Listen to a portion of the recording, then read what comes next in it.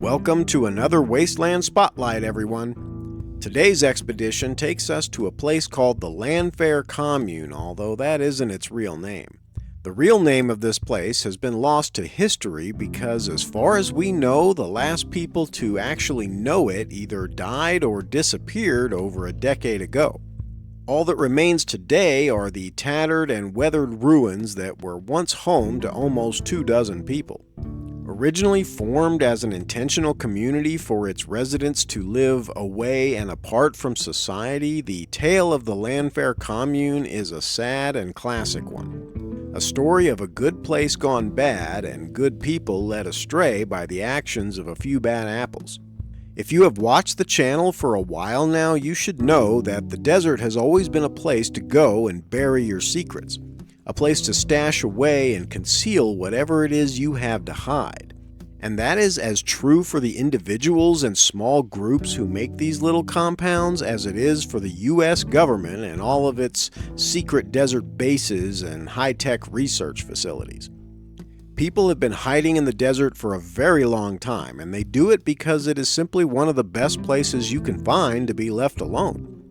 The success stories you never get to hear about, precisely because they were a success, but the failures all too often end up on full display for the world to see. Such will be the fate of the Lanfair Commune as I lay it bare for you today. So join me for another exploration, and welcome to the Wasteland.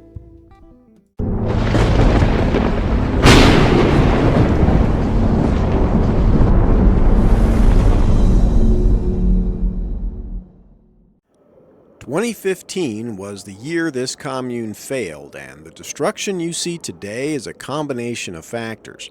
From the traditionally haphazard searches of law enforcement agencies to the never-ending beat of the desert sun and wind, over a decade of abandonment has left this place much worse for wear.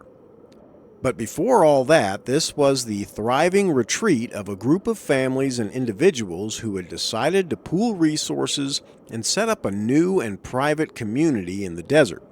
They had brought everything with them, from chickens and tools to computers and books, and they had a plan to live here while still occasionally venturing out into the world to earn an income through various trades, mostly mechanical in nature, serving some of the surrounding off-grid communities.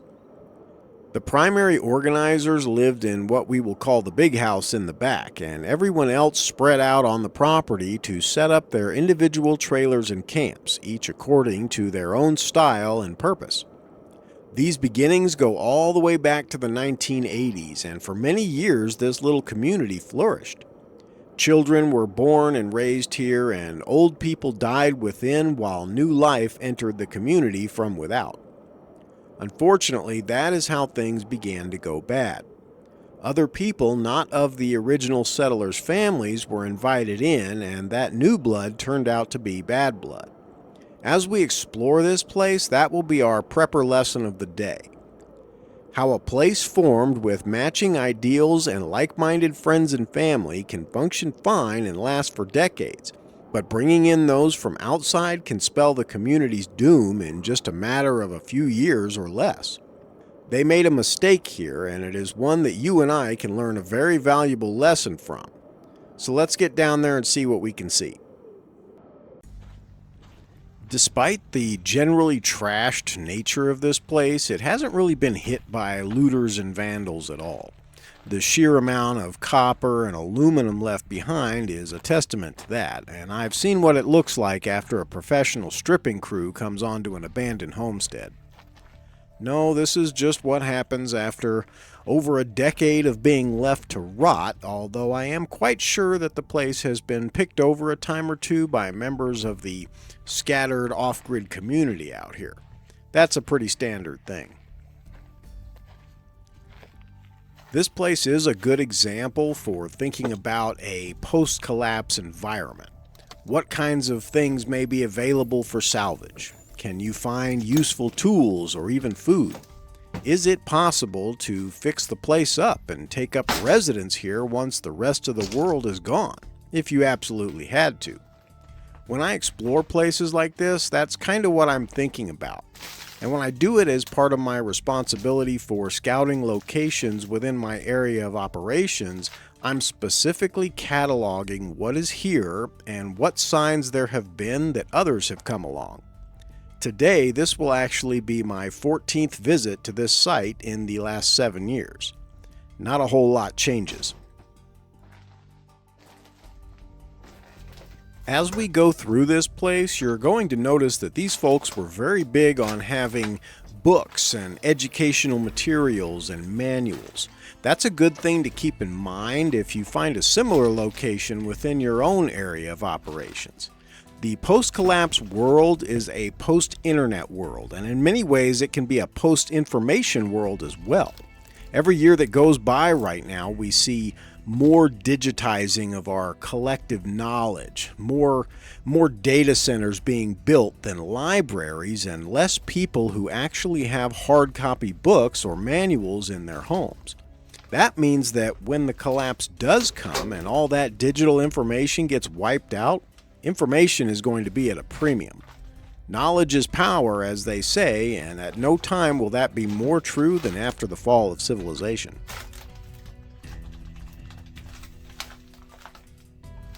Most people who look at all these things here in a place like this, they see nothing but junk. No value whatsoever. But for a collapse prepper, or really for anyone who's lived on a poor and isolated homestead before, we see value in what has been left behind. Dishes and pots and glass bottles can be cleaned and used again, and it's much easier to find and clean an old one than it is to try to make a new one in a world that has taken a technological step back to the 1700s.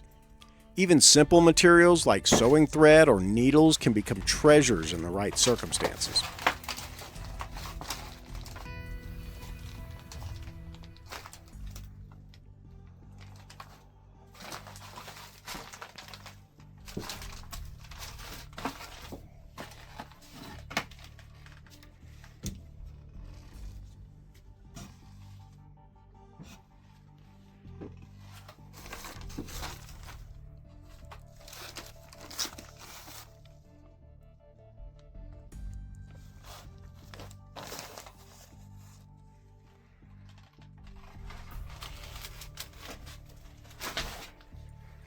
And speaking of sewing needles and such, we can see some supplies like that over here along with the old sewing machine.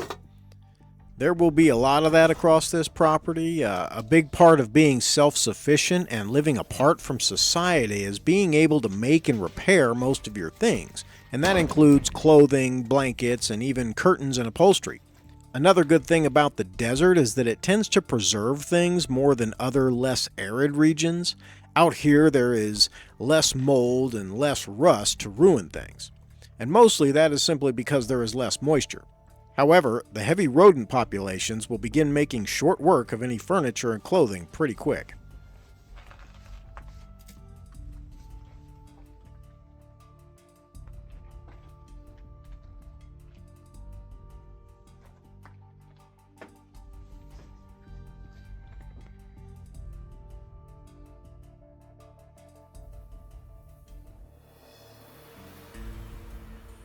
Looks like a pile of old nail polish bottles down there. Something I try not to think about too closely when exploring a place like this is that this was once the home of people who had lives and hopes and dreams just like anyone else. It's sad to see it all come to this state.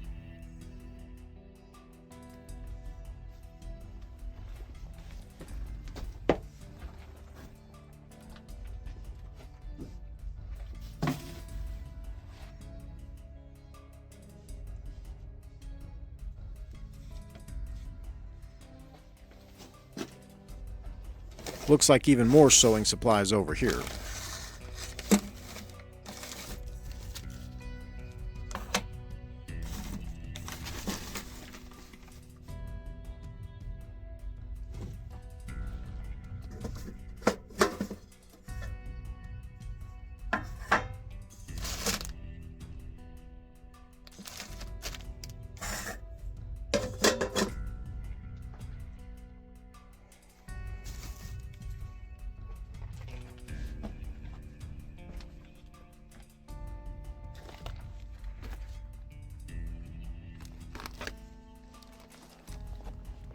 Heading outside this first house, we can see that there is an absolute ton of stuff scattered all over, and that's not really unusual when it comes to these spots.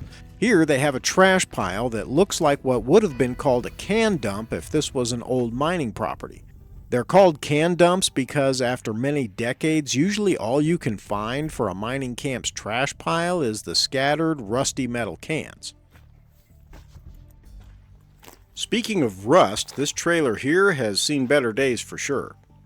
After running some of the numbers left on these old trailers and such, I can tell you that a lot of them were already old when they arrived here.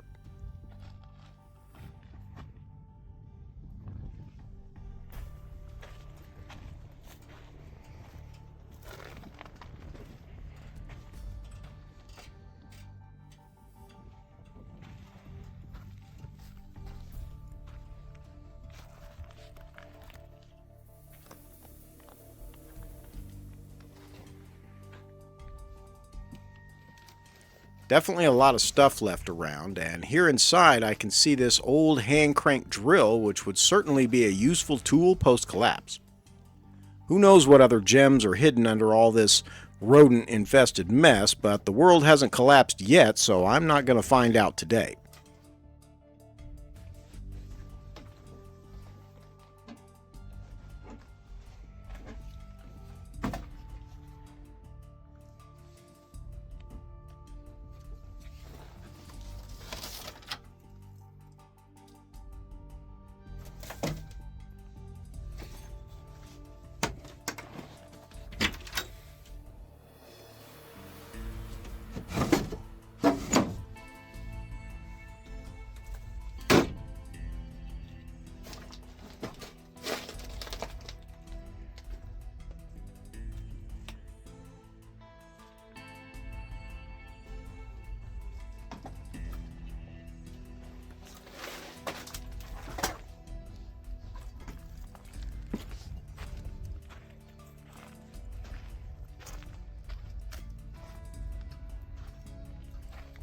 Over to the other side, it looks like this is where they were storing various holiday decorations as well as a bunch of VHS tapes, and that's something that definitely dates this site.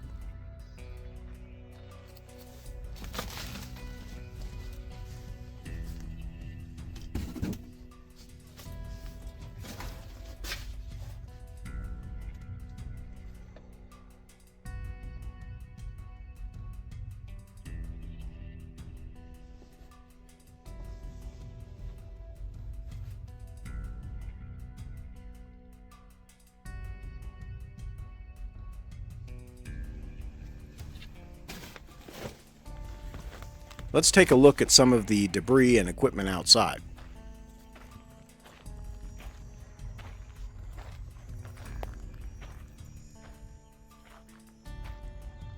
Floppy disks. I remember growing up with the 5 1/4 floppies and then being irritated that these smaller 3.5-inch disks were also called floppies, despite not flopping at all.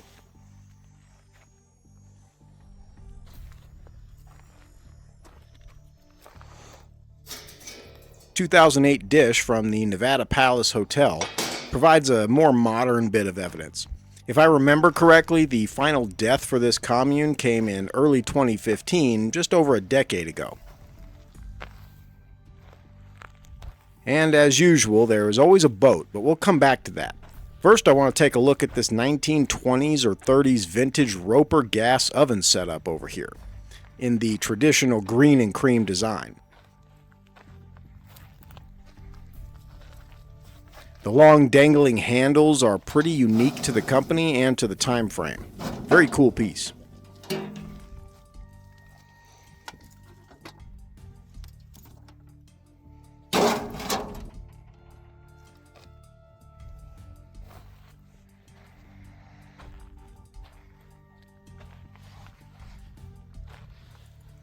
I'm not exactly sure why they had this van propped up on its side like this.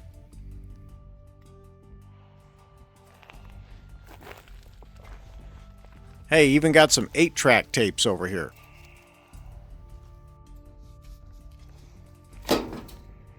So, while we check out not one but two unnecessary desert boats out here, I will talk a bit about what killed this place. I'm not going to get into names and such, as those are unimportant. But originally, it was a fantastic idea to create a shared living space where a small community of people could come together and live away from society, unrestricted and free. From what I've been able to gather about the founders, they were a mix of old school hippies and societal outcasts that just wanted to live outside of the government's influence. And that was something that was a lot easier to accomplish 50 years ago. They bought some isolated desert wilderness land and set up shop, bringing everything they could get their hands on with them. And in the early days, it was a free and easy ride. Then came the 90s and also the government. Suddenly, all around them, there was a national preserve established, the Mojave Preserve, and that brought new rules and also government supervision. The long arm of the law that they had sought to outrun had found them at last. As time went on, the community ended up growing by adding in a few new folks who wanted to join and who could bring a little much-needed cash to the community. But people in the early 2000s looking to avoid society, well, they often had nefarious reasons for doing so, and that's how it was here. Over the years, several of these bad apples attracted law enforcement to the property for a variety of reasons, from raising illegal fighting dogs and roosters to common drug bust stuff. By the second decade of the new millennium, the community found itself squarely on the radar of local law enforcement and seen as an inconvenience and a blight on the land by the National Park Service that administered the preserve. It was only a matter of time before someone screwed up enough to allow the feds to wipe the whole slate clean here. And that came in 2012 in the form of a massive raid looking for illegal firearms and firearm modification operations. Sure enough, there were several fully automatic weapons in evidence, as well as numerous weapons missing serial numbers and some even modified illegally. That raid allowed a more intensive search of the location, and that search yielded a number of other strange but less serious charges, such as illegally burying human remains of people who had passed away here. The next couple of years saw the majority of the residents either going to prison or leaving for new pastures after the raid. Only a few of the oldest original folks stayed, but they only lasted a couple years. Failing health eventually gets you sent back to civilization, and once you're there, unable to care for yourself or get away and back to your spot, it's the state home for you and a pauper's grave. In 2015, the last known resident of the Lanfair Commune died in Fort Mojave, Arizona. Now, this trailer here is a very interesting one, filled with fascinating crap. Many old books, educational materials, study guides, and even a lot of classic vinyl albums scattered about.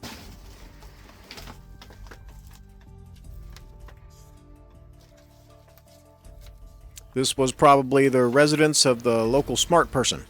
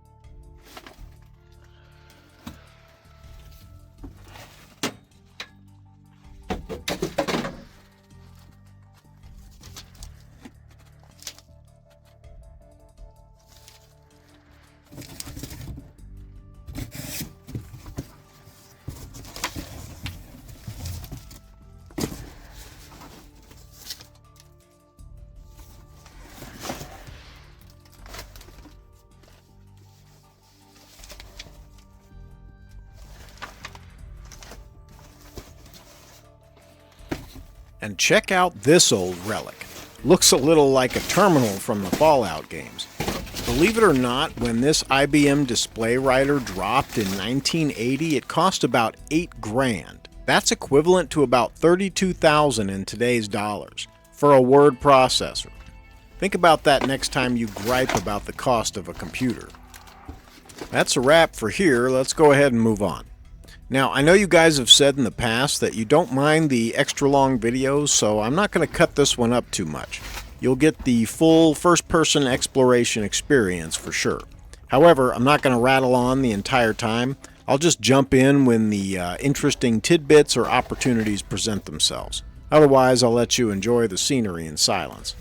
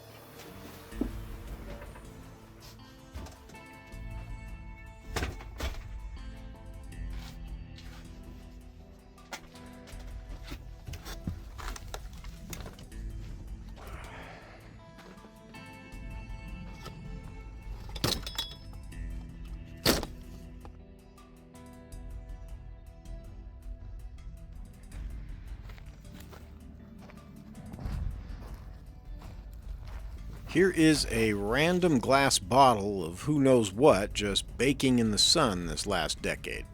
Still mostly full. If I had to guess, the shape of the bottle and the cap suggests Robitussin cough syrup. At least that's what I think.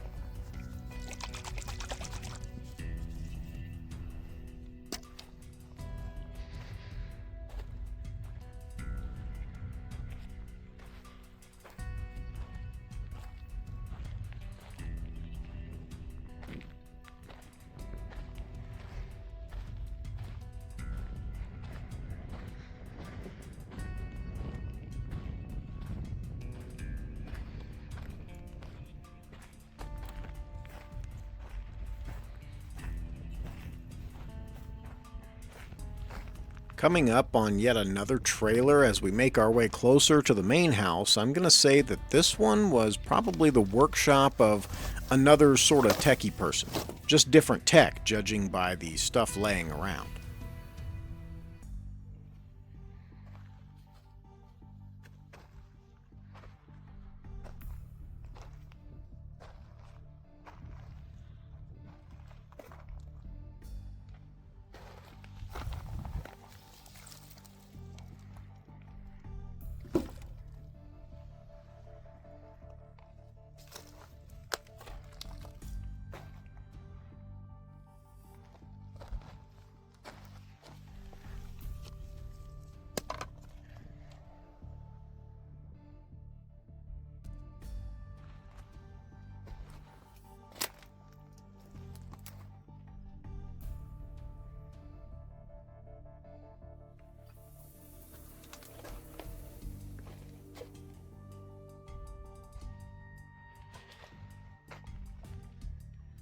And this here is a great example of why you never throw away glass jars and bottles. You can store all sorts of things to keep them safe from rotting or rusting away. And that includes nuts, bolts, and even some laundry detergent.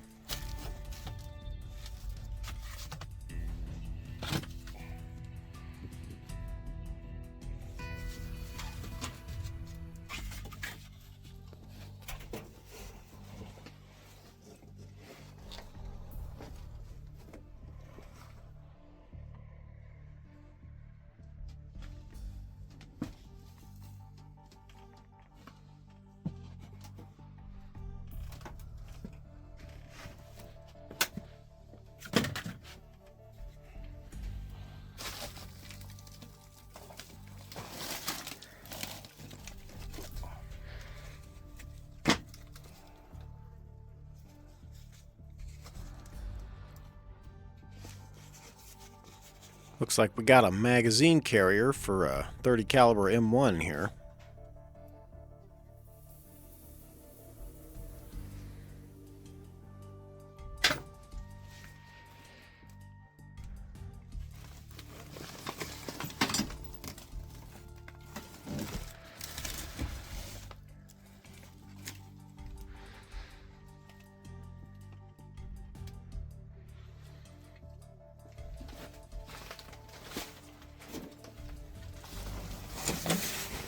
Now this is interesting.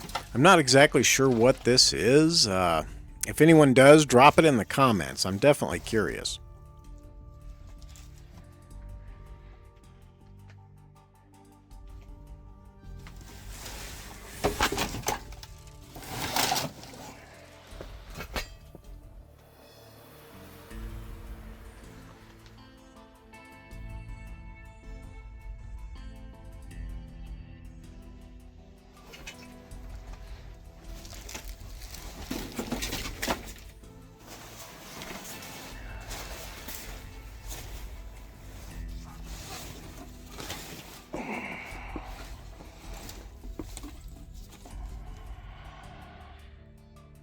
And this, an electro scalpel, that really sounds like some Fallout stuff. I'm not sure what kind of surgery you perform with this or why you would need it out here. It's definitely an interesting thing to find.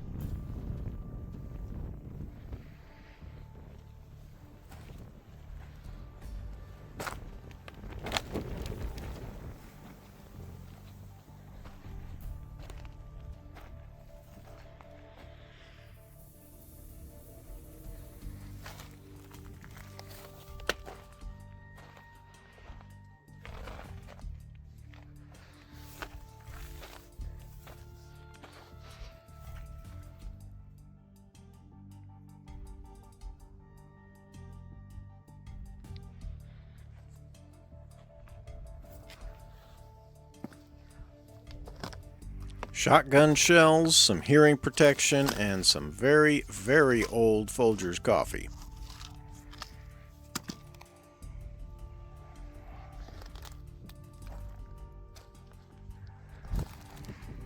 Now this is pretty cool, an old CB radio that used a telephone style handset. That's a pretty interesting find.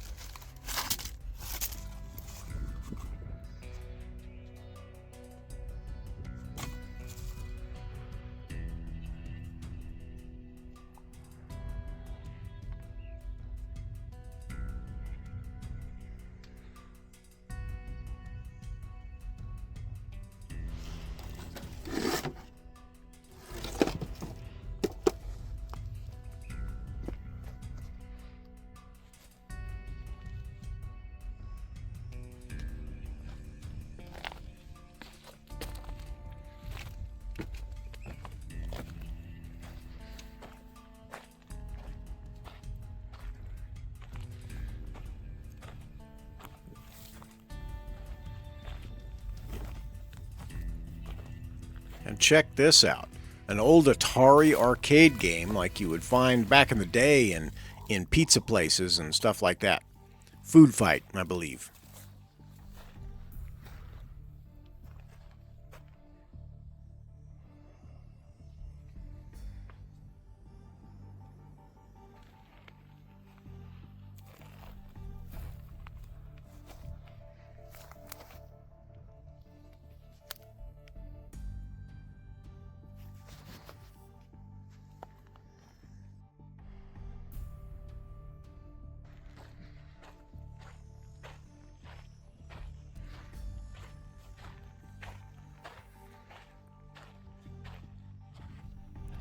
That is towards the main house up that way, but we're going to save that cherry for later.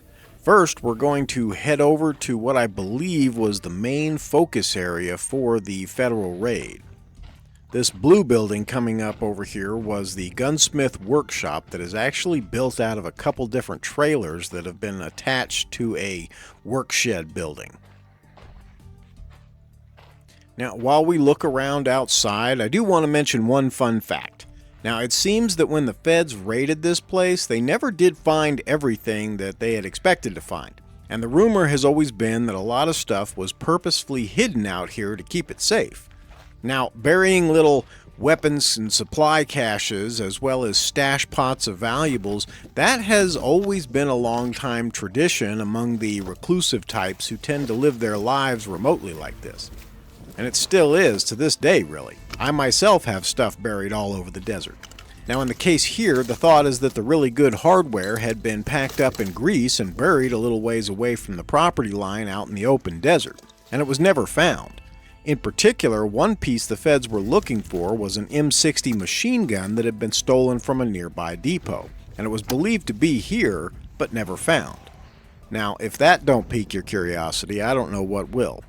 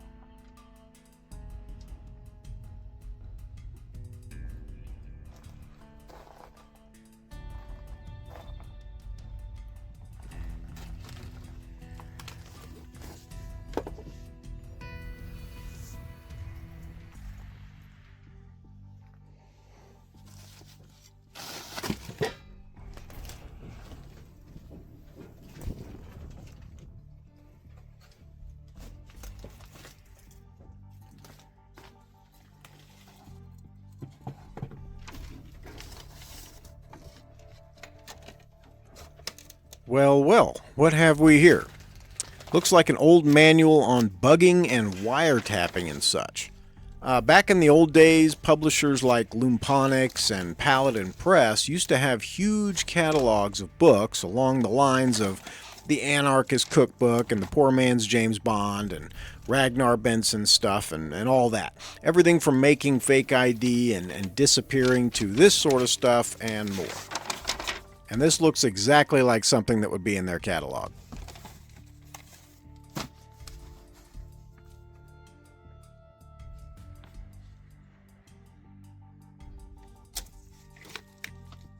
We got some more collapsed scavenger treasure right here. Some old loose ammo that somehow got left behind, or maybe it was stuff that was picked up and put back in the jar after the raid. Nothing special here, but in post-collapse times, well, them rounds might as well be gold. And what shelf in the wasteland is complete without an unmarked jar of fluid?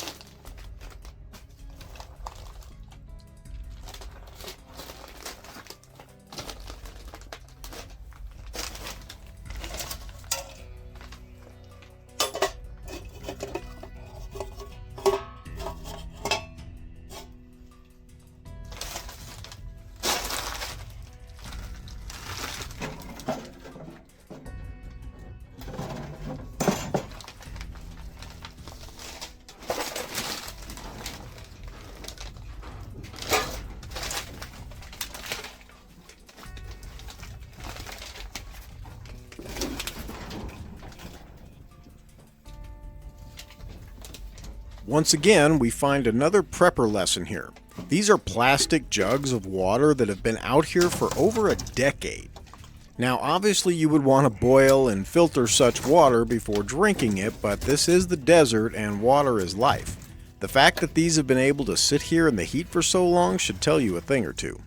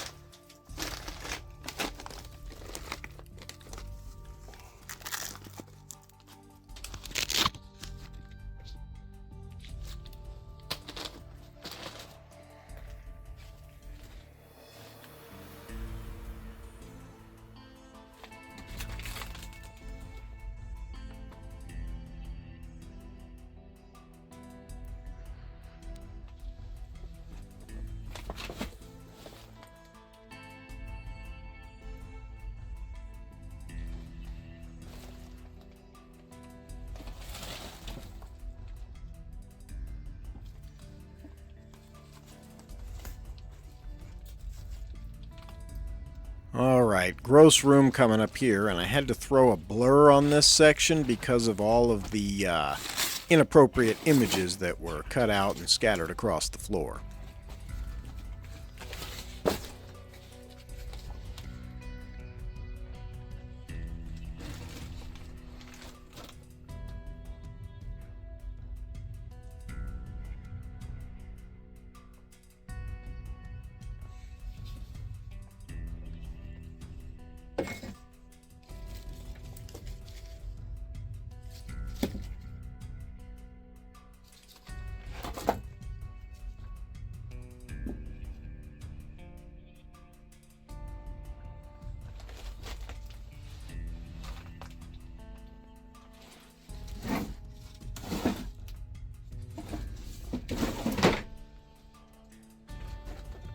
And these here are not prep pads or alcohol, these are skin barrier wipes, and they're used to protect your skin from the adhesives and friction of constant bandage changes. Interesting.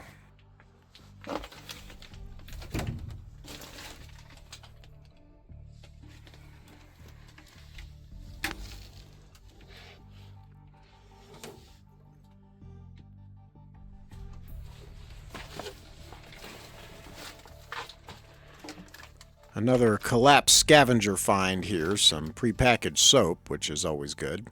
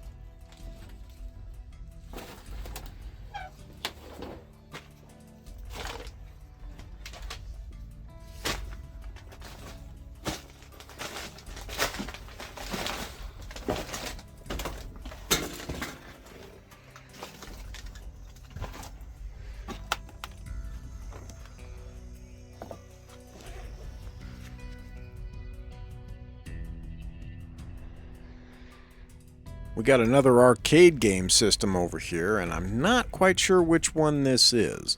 Centipede, maybe?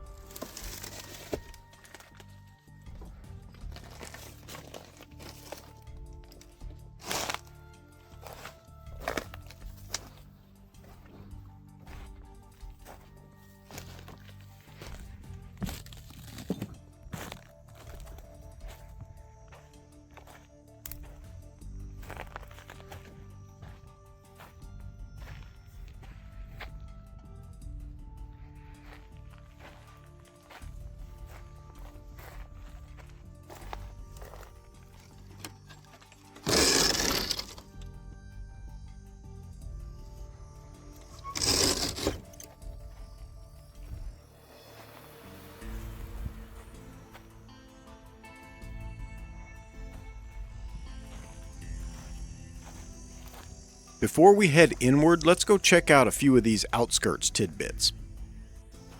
Got some old animal cages here for something. Rabbits, perhaps?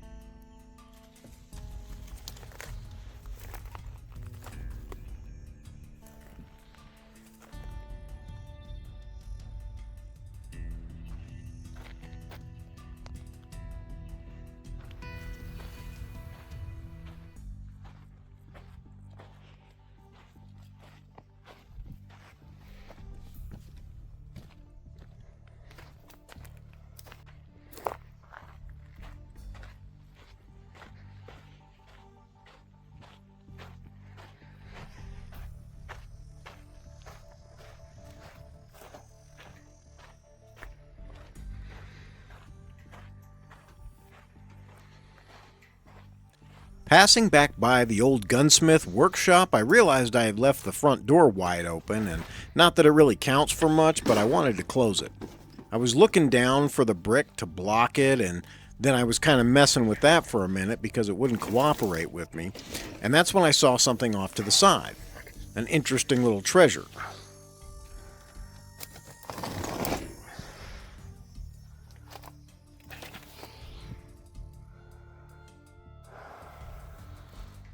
turned out to be a belt of NATO 7.62mm blanks, like the kind you would use for an M60 machine gun.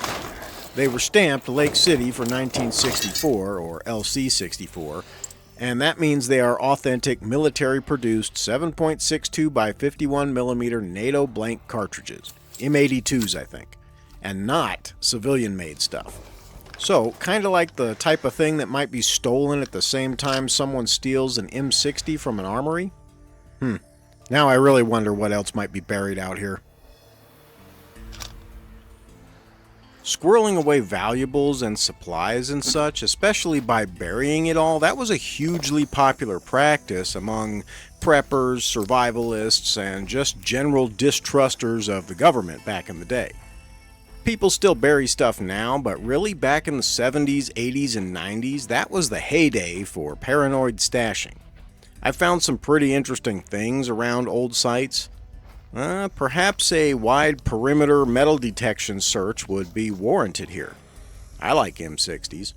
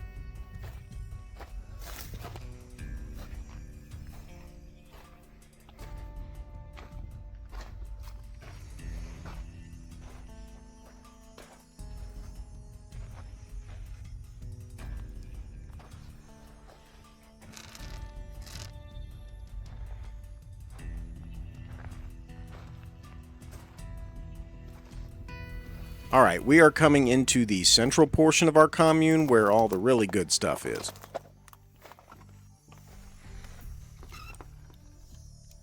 Tons of books here in this one, like many of the others.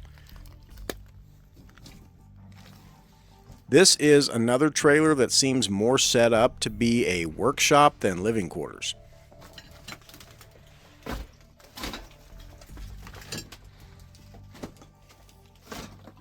Looks like the sink was used as a gunk tank for cleaning parts at one time.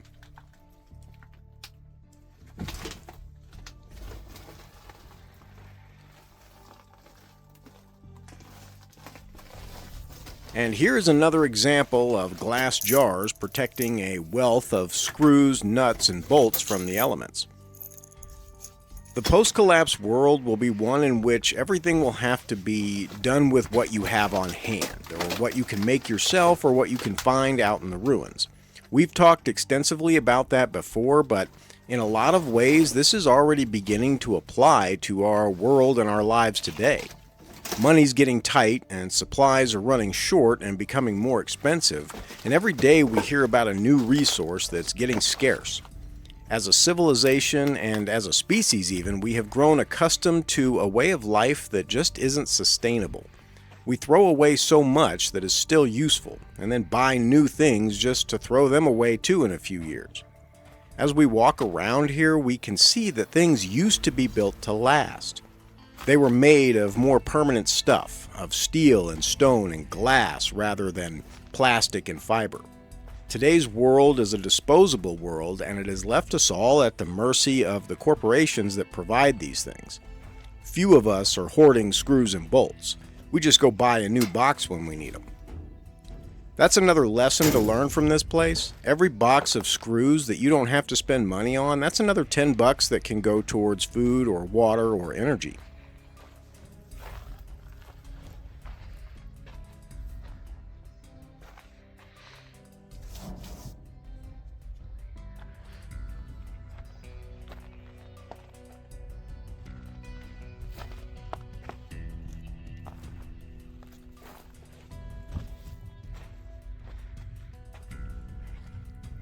There is the main house. We're getting close, but we shouldn't forget this other stuff here.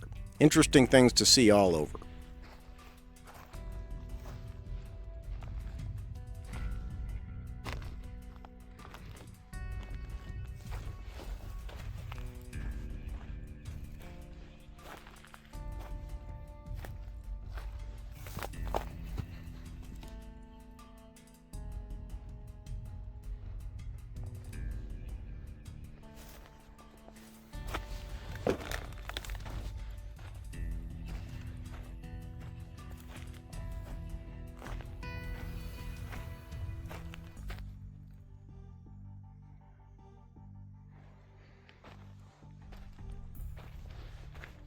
This is kind of the backyard for the gunsmith shack that we looked at earlier.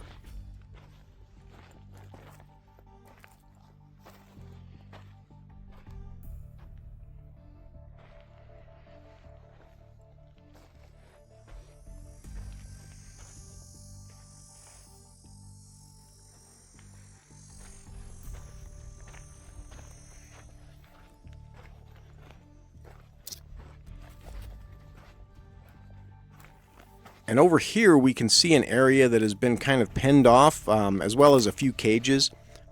I'm guessing maybe for some smaller animals originally.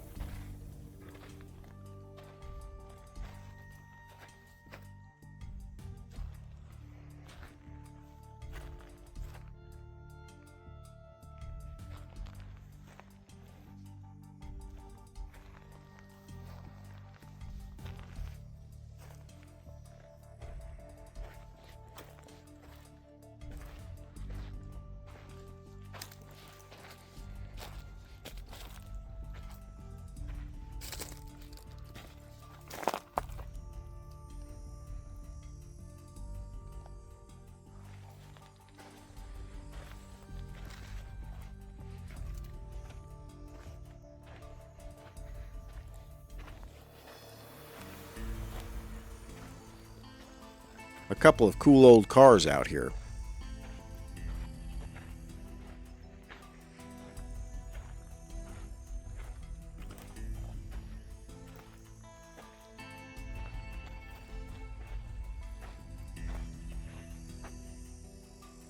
And this is interesting. This used to be a solar-powered comm array used by the National Park Service.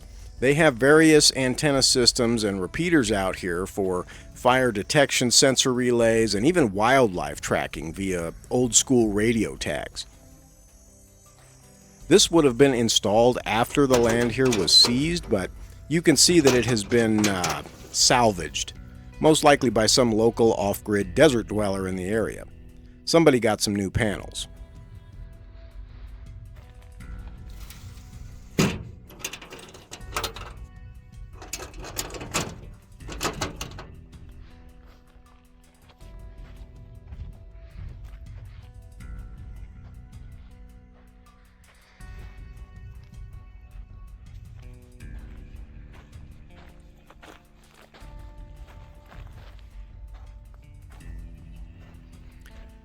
Over here we have a cool old Buick Riviera, I think. I remember my stepfather having one of these at some point when I was a kid.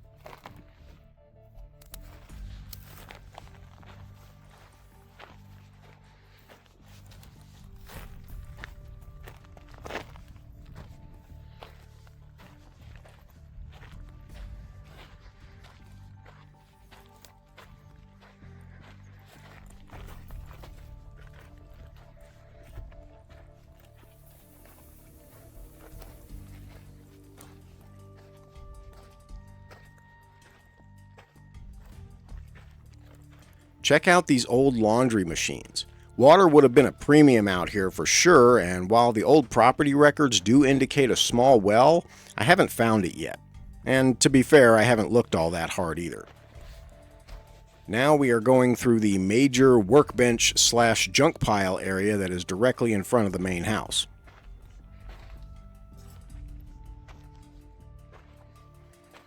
With all the materials and such that are lying around, it looks like they were right in the middle of being used. I'm thinking that the people here were in the process of building or repairing the structures when the boom came down. There is just an enormous amount of stuff out here.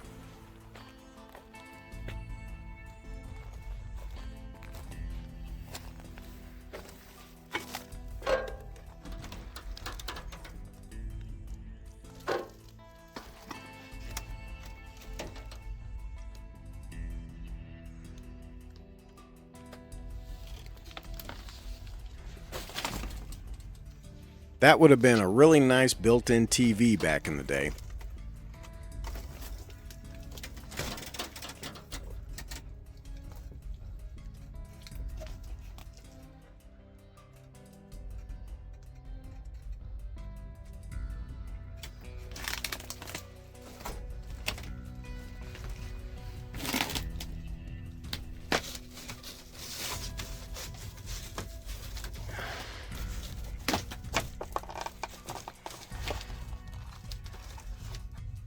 And this is a very old electric shaver, an Norelco.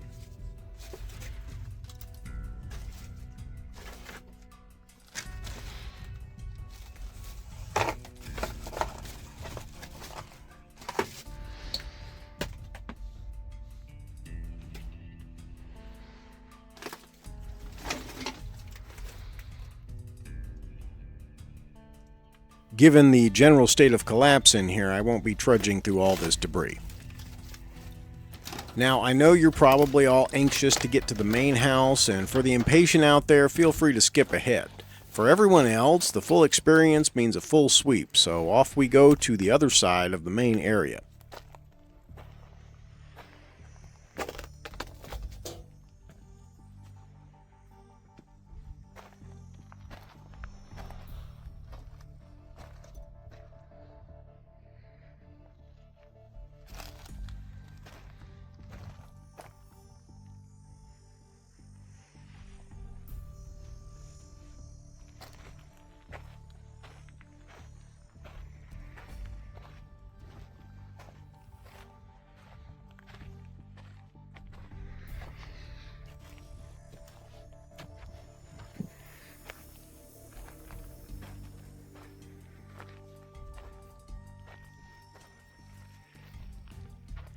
They definitely liked their old Buicks.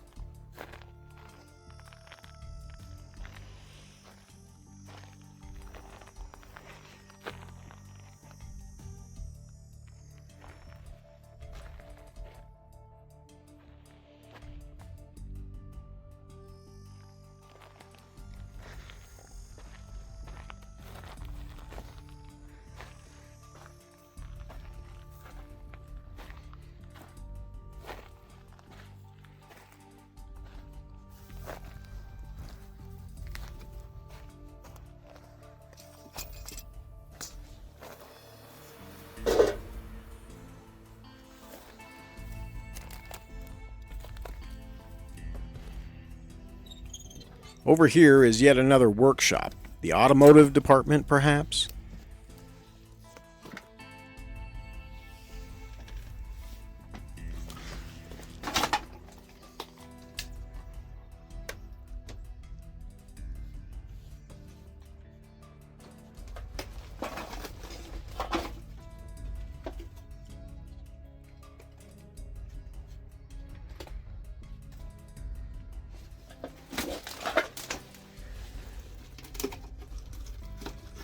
A very old and heavy portable TV here, once the height of technological advancement for consumer electronics, made by Hyundai, which is interesting.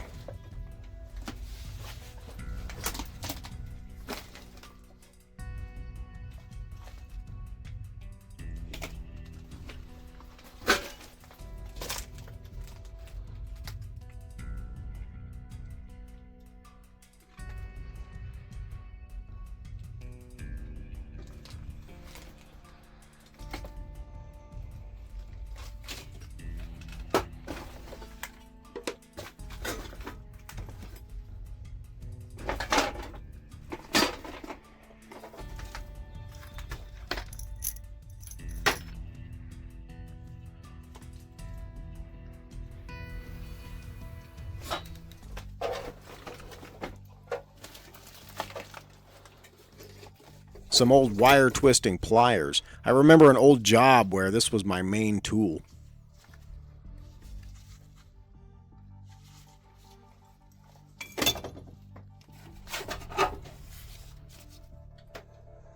This old tester has a fallout look to it as well.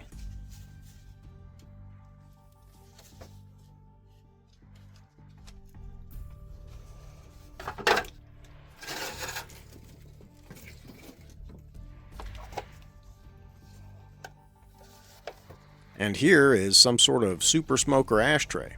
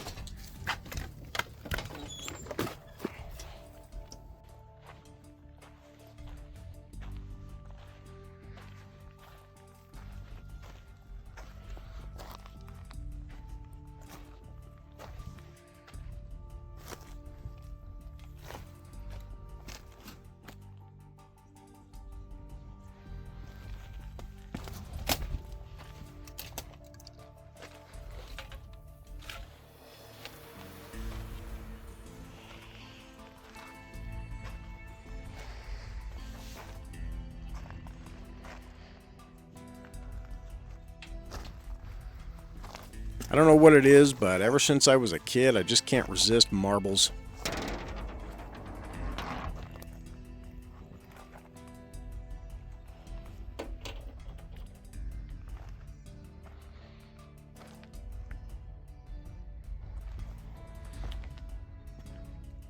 Alright, we are over an hour and a quarter into this thing. Time to get to the main house, yeah?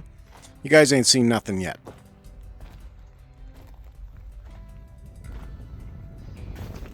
This place is an absolute post-collapse treasure trove and a great example of what people's homes could end up looking like in a world where civilization has ended. So many tools and tool parts and components just laying around. Quite a bit of this is of the old metal and manual use variety, and so it could be restored for use in the future. Old board game set. They definitely sank these battleships.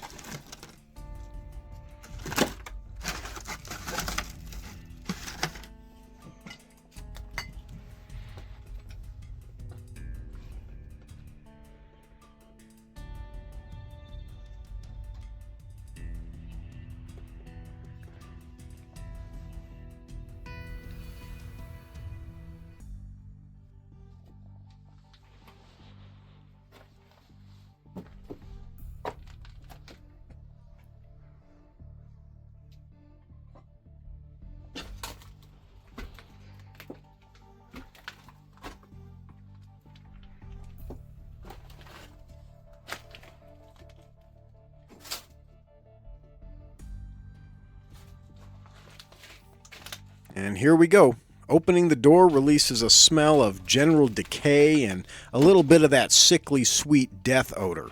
I'm sure that more than one rodent has met its end inside. The main living room with its crazy central heating stove and easy chairs is a disaster. Books, pictures, and personal paperwork are scattered all over, mixed with tools and parts of other things. Once there was a happy family here, but no more.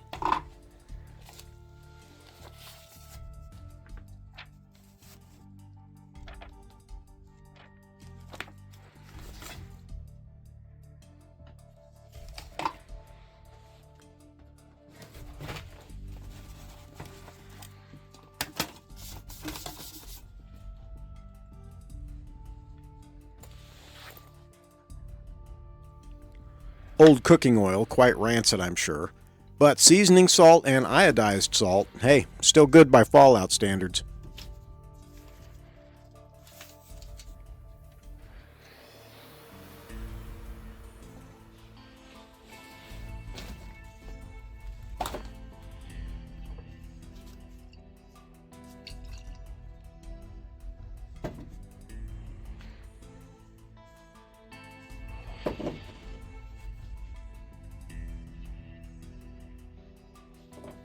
This steel heating and cooking monstrosity as the centerpiece is kinda nuts.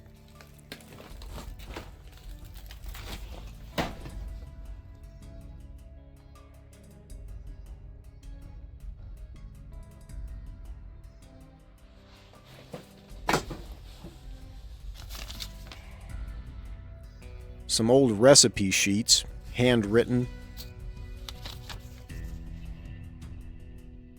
egg masa tortillas.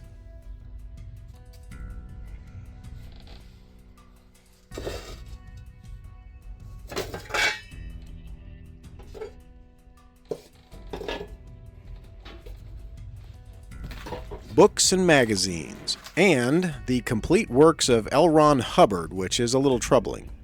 Totally undisturbed, of course, the only thing that even the rodents didn't want.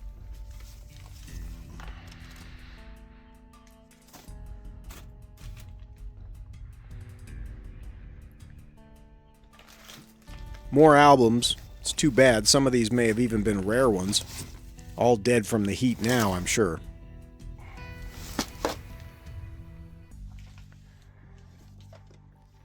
Deadly Tide PC game from the 90s by the look of it. I wonder if these discs would still work.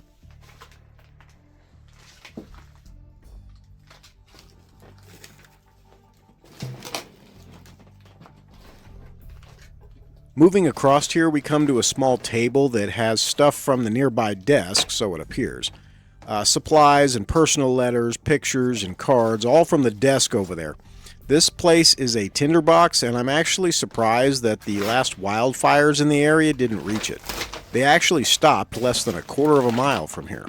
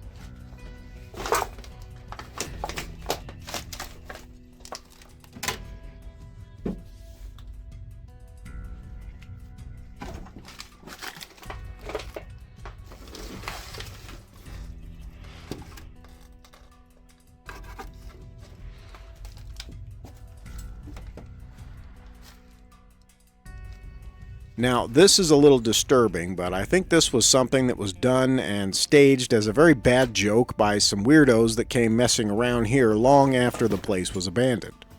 That doesn't change that it's creepy in hell, but still almost positive that this was just someone's twisted humor.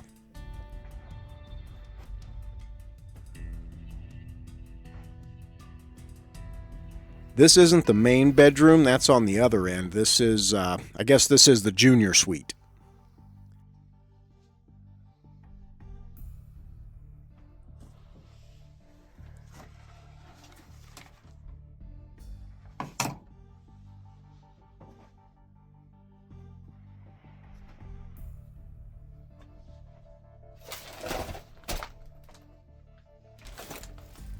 The bathroom smells like fresh death, so a quick sweep's all you're going to get here.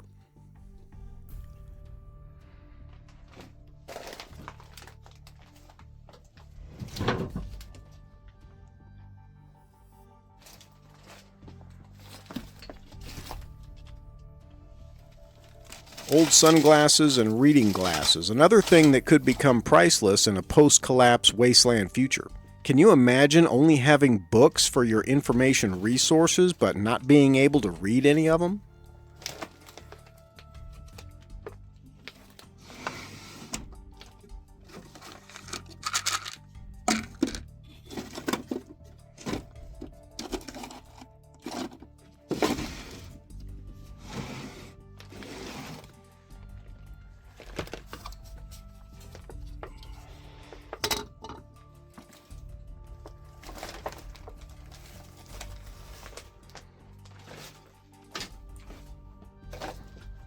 One more look at that weirdness and we're out of here.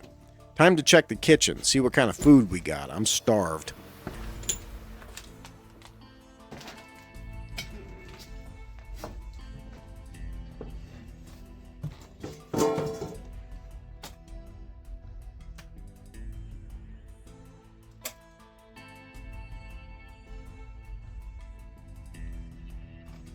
Lots of glass jars, still good for things.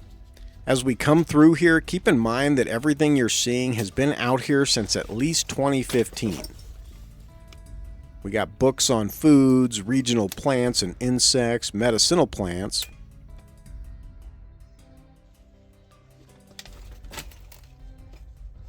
And the Manual of Practical Homesteading. Wouldn't that be a great find after the end of civilization?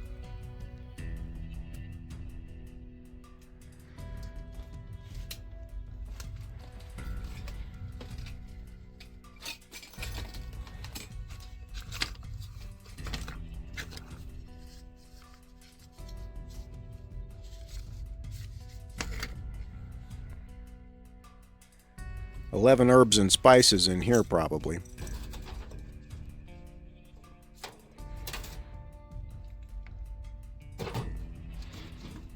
And this microwave has protected these ramens from mice for over a decade.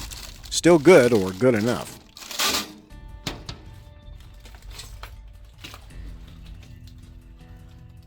Back when saltine crackers came in a metal tin, and probably still less than half the cost of them today. You could see they even had a place to save bread bag ties. Now that's how it's done.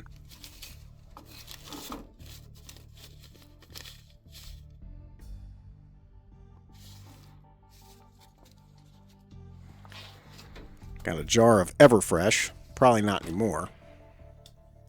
And the main kitchen. Take it all in, folks.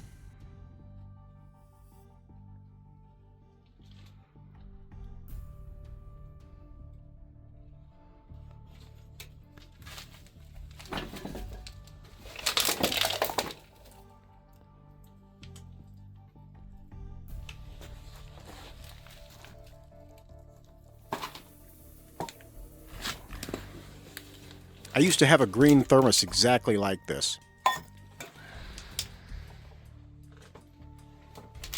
Yuck. Strawberry jams, but my Glock don't.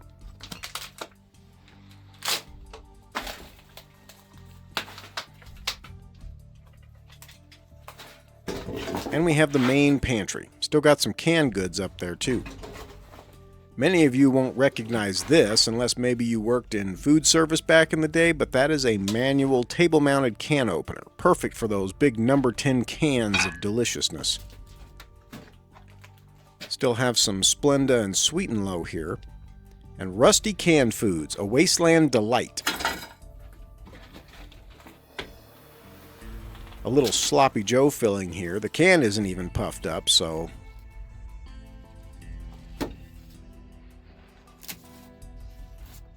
Jar of zesty dill pickles, not cloudy, no pop top on the lid. I have examined these cans closer before and they haven't changed. Most of the expiration dates in here run from 2015 to 2018 at best, but we all know how that works.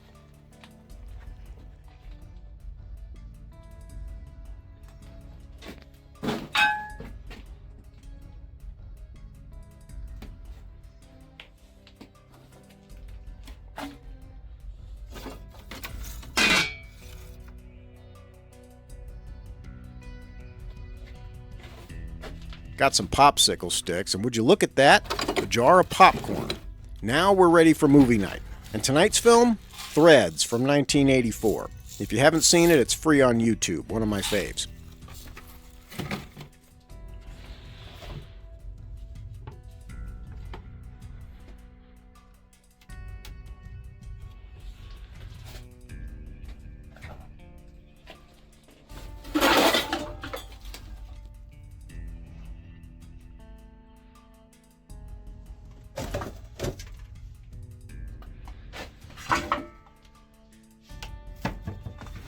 Spice cabinet looks wrecked, but well stocked.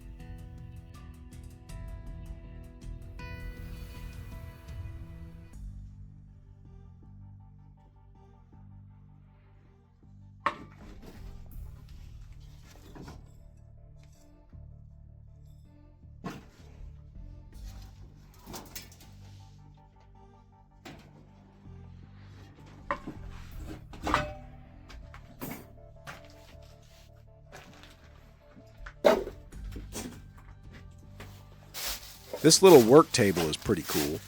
Got some batteries here.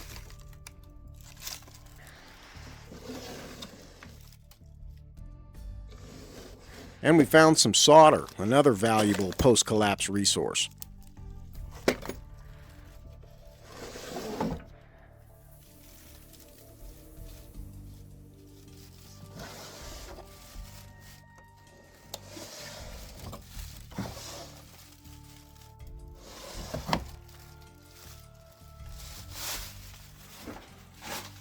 Now this is truly gross. Look at the greasy marks on the fridge door from dirty hands. Whew.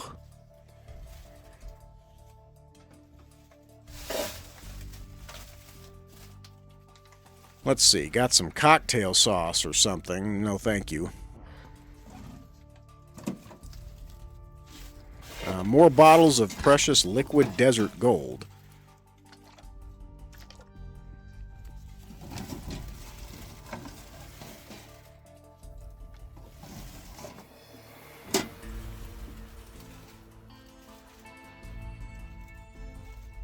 And that's enough of that.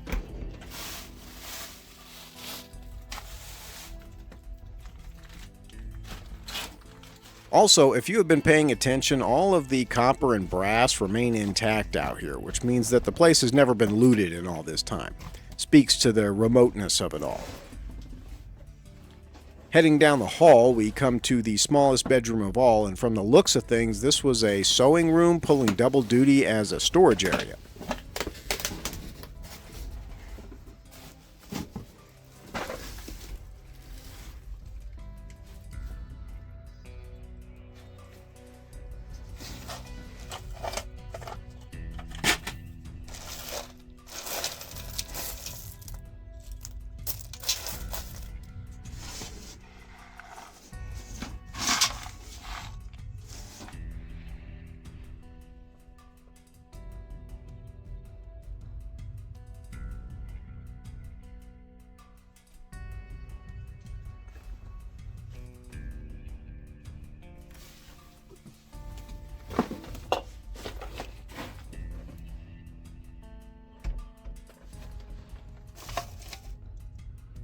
Another fridge out here in the hallway.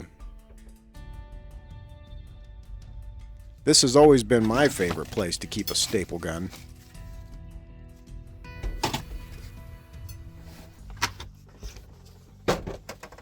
Ugh, smells like the dung of 1,000 camels in here, so I'm going to close that back up.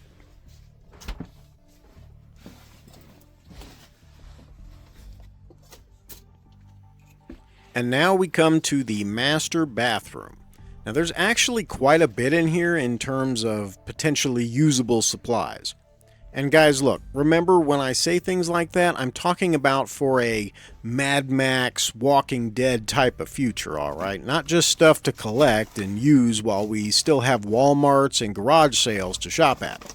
This is something of an exploration channel, but the primary content here is prepping related, and that means prepping for total societal collapse, not for a slight economic downturn. When I say something is a good find or a useful item, I'm talking about after the end of days, okay?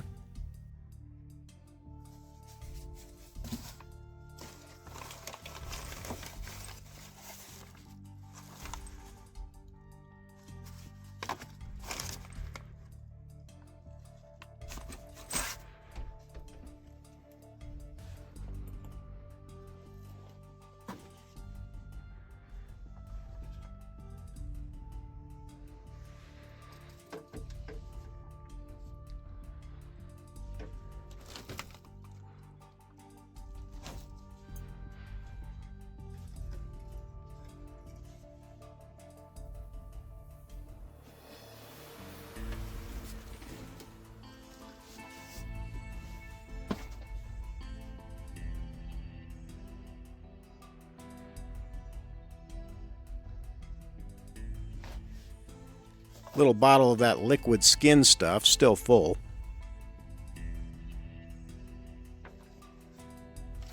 And a bottle of acetaminophen, about half full. Good stuff.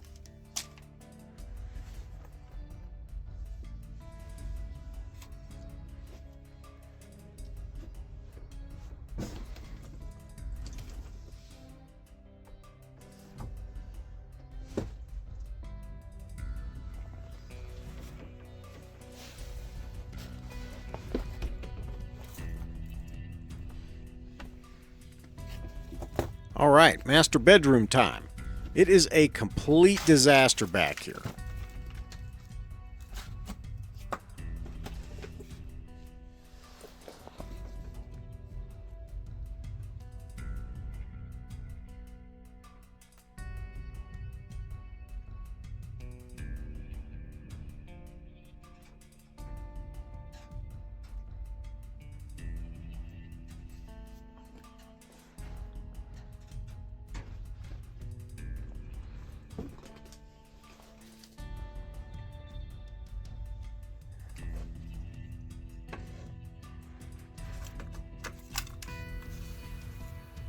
Don't be vague, ask for Sprague.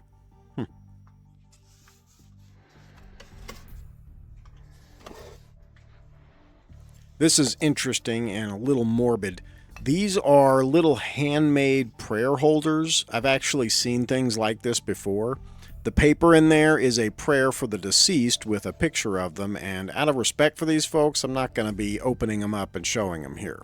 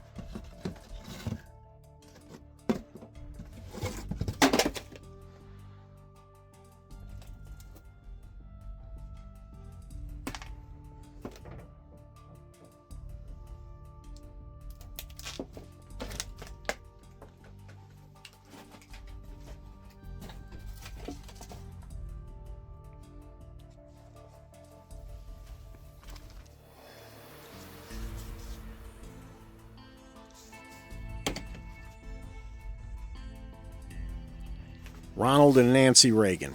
And just like that, the founders' politics have been revealed as a little less hippie-like than their other friends out here. Got some prescription meds here, and now in post I have to do a terrible job of blurring the person's name because I forgot to cover it while filming.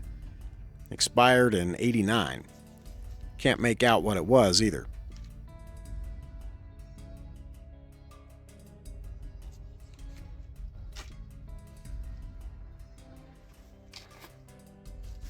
And we got an old military camouflage bandage here, muslin, still good too.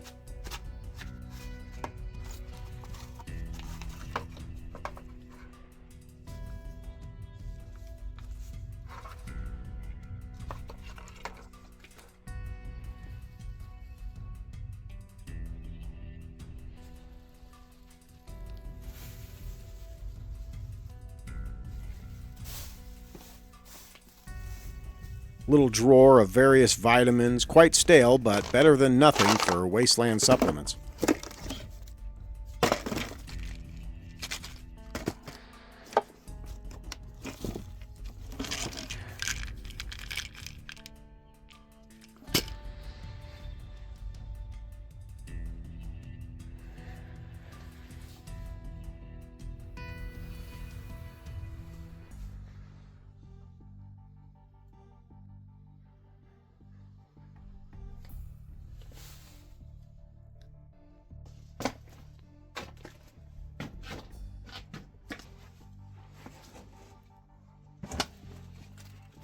We'll head out the bedroom door this time. Lots of old tools and such out here.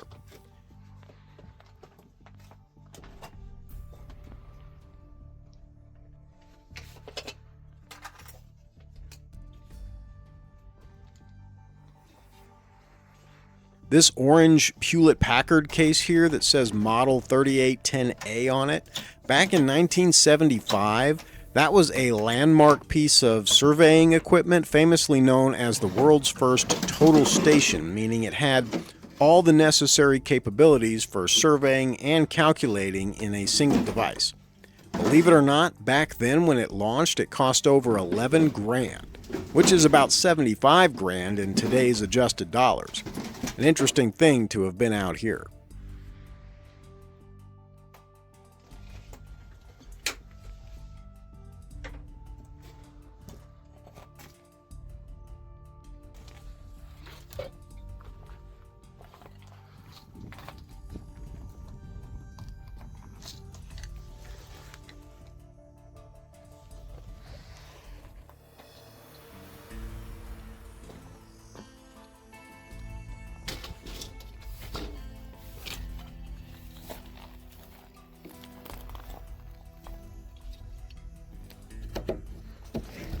More water resources over here in a barrel.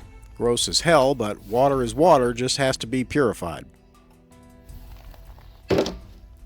So here's something to think about when you watch stuff like this on the channel. Use it as a resource, right? Take note of things that look like they seem to have worked and other things which may have been bad ideas. You can learn a lot from the ruins of other people's experiences, and that's another service that such explorations can provide. Maybe it doesn't end up mattering, okay? Maybe the world never gets that bad, or at least not in your lifetime, but that isn't the only maybe to consider here, because there's the other side of the coin, the one that preppers look at. Maybe it does. Maybe societal collapse progresses to the point where you feel the need to withdraw from society. Or maybe the big war really does arrive, the one we've all been thinking about since that day in Hiroshima, meaning the day such a thing happens again and scaled up for modern times. The city seems great now, I guess, but how will it be after the missiles fly? I don't know, can't say for sure, but you know what I can say for sure? There isn't anything targeted for out here. This little spot is far, far away from even anything resembling a gas station or a paved road, much less a city or military target. The day after the missiles fly, it'll still look exactly the same as it did the day before. And that's the lesson to learn. Not fun to live way out here, not easy or comfortable, at least by modern standards, but you can live. The same can't be said of a city after the global collapse of civilization. Go watch that movie Threads, and here's a little homework for you while you watch it. Pay attention to the early parts, listen to the radios and the TVs that are on in the backgrounds, and look at the newspaper headlines sitting on tables and such. They might sound familiar to you. Compare them to the headlines today, lately, and that's something. I also want you to notice how everyone is so caught up in their own lives that they don't see the warning signs. They aren't paying attention to the bigger picture. And all that stuff that was so important to them, all those needs and desires and plans they spent so much effort pursuing, how much was that worth it later? Think about that. Alright guys, that's the show. Stay safe and stay ready, my friends. It's a wasteland out there.